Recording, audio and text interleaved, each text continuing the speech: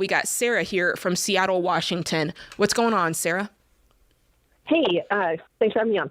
So my divorce finalized about 3 years ago. About a year ago, started doing a child support recalculation, and it finally just wrapped up. But during that process, my lawyer suggested that instead of setting up college funds for my kids because of the dishonesty displayed by my ex-husband about his finances, that I set up basically brokerage accounts for my girls and in my head earmark them as college funds so that when the time comes to pay for college, my ex, can't say, well, Sarah has already saved money for college. I shouldn't have to contribute as much.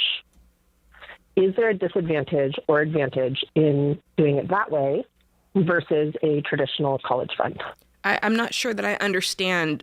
I'm not sure I understand what your lawyer is saying. I got it. Well, okay. But here, it sounds like your lawyer. Yes, so. The answer is, in the sketchy sense, yes, you're correct. Because you're saying you can say that money was for something else if it's in a brokerage. Well.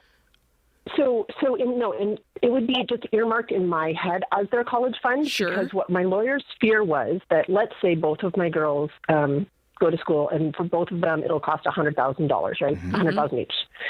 And they're young, so if I start saving the money now, by the time they get to college, I may have $75,000 for each of them. So then there's only $25,000 left to cover.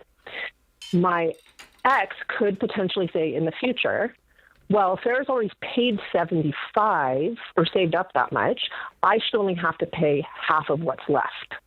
So then he would only contribute $12,500, give or take. So listen, your attorney's exactly right. That could happen.